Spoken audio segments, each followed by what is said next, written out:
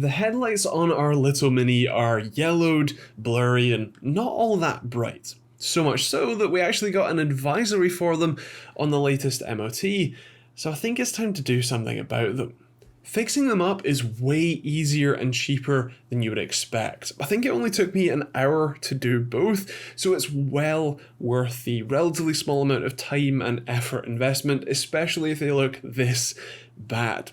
All you'll need is some high grit wet and dry sandpaper. I think I used 2500 grit here, some light polish, cutting compounds, and one of these cheap like drill polishing kits you can get on Amazon. I'll leave an affiliate link in the description, obviously. And you might also want some masking tape and a spray bottle, some soapy water, some cloths. I think I also used a like waterless wash type spray bottle as well, but the soapy water will do just fine. The first thing that you will want to do is mask around the headlight. Depending on what type of model of car and that sort of thing, it might be easier for you to just remove the headlight entirely. My old Volvo just had a single like metal stake in the back that if you pull it out, disconnect the electrical connector, the whole headlight just pops out the front. But on some cars they are functionally structural body pieces, and so maybe it's better to leave it in the car. In my case, I did it on the car because it gives me a secure place to hold the thing while I'm working on it and be pushing against, so that's easy enough. But if you are doing it on the car, you will need to mask around the area because, well, we're using sandpaper and you don't want to damage your paint, or in this case the sort of chrome trim around the headlights.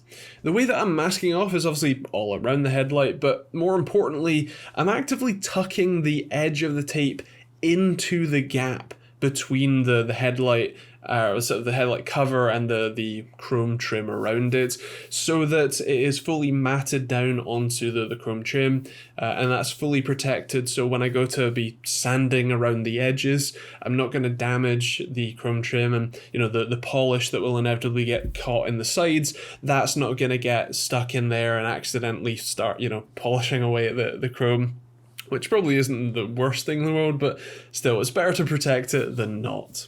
Once you have it all masked off, the next thing you need to do is clean the headlight as thoroughly as you can.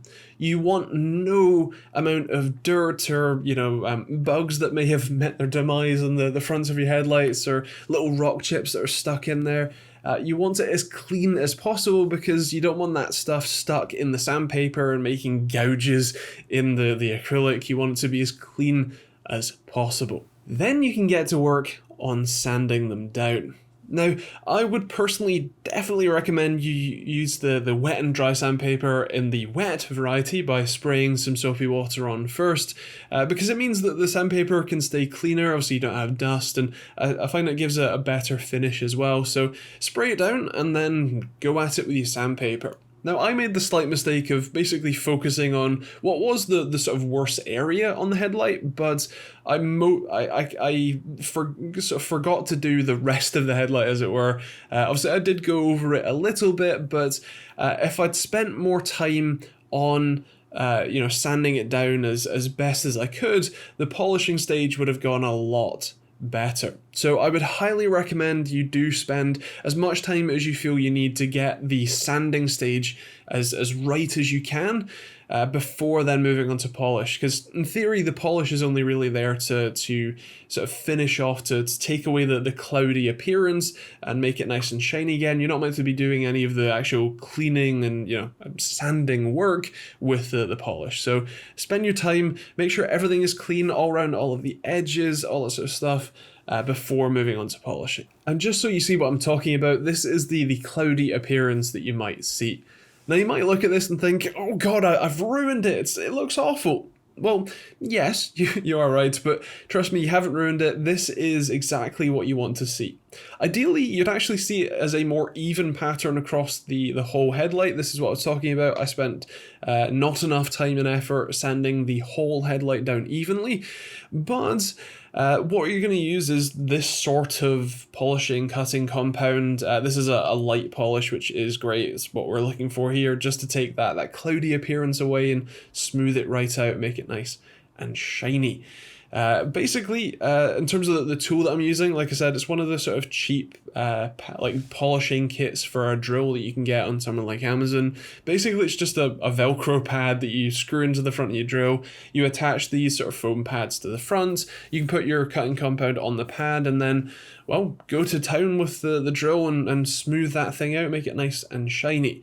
I tried a variety of different sort of techniques while doing this, you know, pushing hard down on the drill or being really light, you know, going really slow with the drill or going as fast as it can go, different angles with the pad, different amounts of cutting compound, either on it or in some cases under it.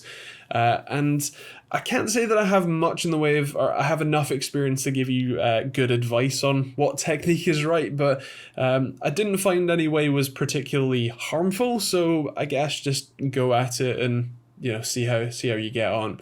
I ended up giving this a couple of passes actually, for basically I felt like the cutting compound had either absorbed into the pad, been flung off, or been stuck in the grooves, and so I think I ended up doing a total of 3 sort of sets of cutting compound, if you like 3 passes, which ended up working pretty well.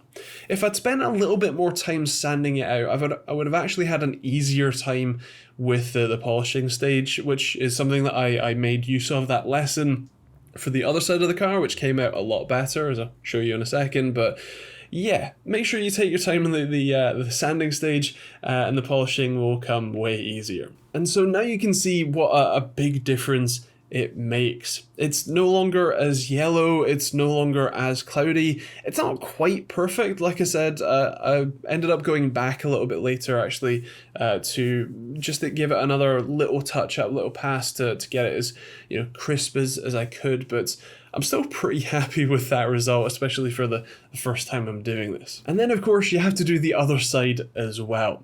I did take the lessons that I learned from the first headlight, and I spent more time both cleaning the headlights and then sanding it down to get it as clean and as sort of flat as possible before then moving on to the polishing stage. And that actually made a really big difference to not only how the finish came out, but how easy it was for me to get to that point. It took a lot less work on the polishing side, but I'm really happy with the result here.